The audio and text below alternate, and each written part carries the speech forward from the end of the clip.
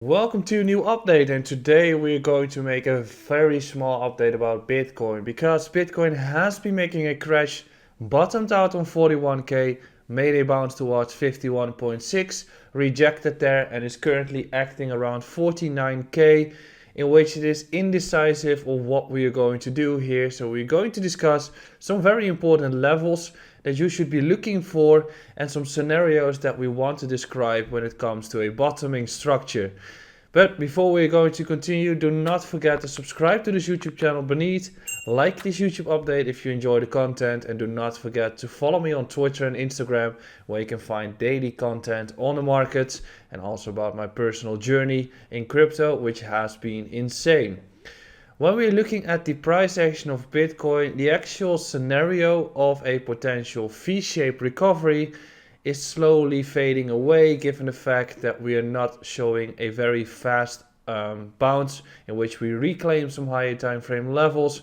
We're just consolidating, through which the actual scenario of a sideways range and accumulation period, maybe through Wyckoff, is actually going to be a scenario at this point which we should be considering. It might also be a phase where we're just taking some relaxing periods for a month or maybe 1.5 before we're getting into a new bull year for 2022. The actual case also is that people are betting on a bear market to take place while the equity markets are still running.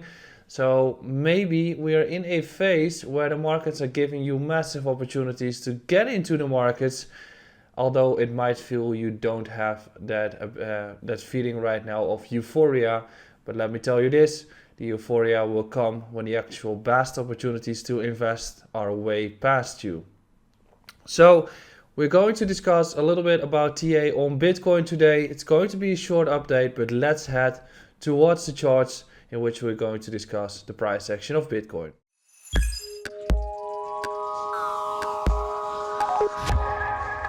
So when we're discussing the price action of Bitcoin, it becomes relatively simple in a sense that there are two levels, and actually three, that you should be concerned about and that you should be keeping your focus on.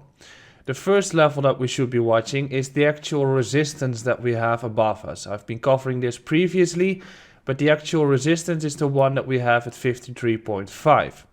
That is the make or break level that we have to crack through. If that breaks, I think the path is open towards 63 to 64k, and then we're going to grind ourselves into a new impulse wave. The second level that we should be watching is the level that we have around here, that we've been bouncing on, that we have been closing above, which is the range low around 46 to 47.5k. That is crucial to sustain.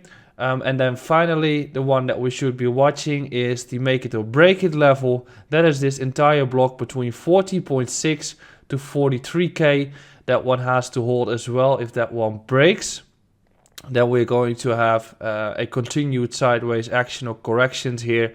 And then I'm going to target the level around 28 to 30k. And then we are having an extended bear market.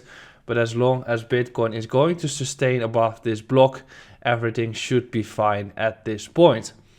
So that is those are the levels that we should be watching. What do we see more when we look at the daily time frame? We do see a case of having this bearish divergence being played out as the price action of Bitcoin rejected at 64k, and then we turned our price action south, right? So we're still downtrending, we are still making lower highs, we're still making lower lows.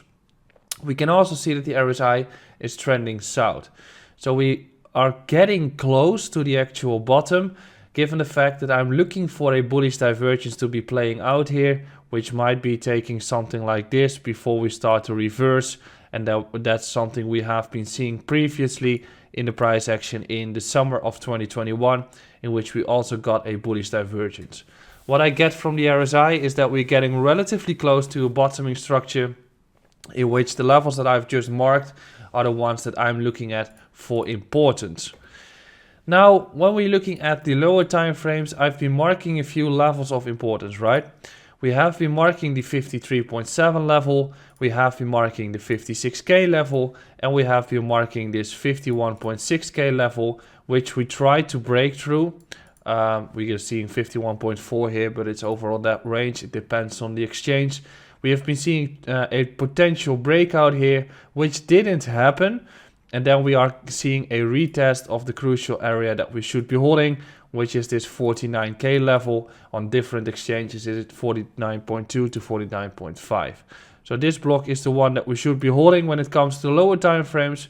We got a bounce, immediate rejection, so we are still trending south.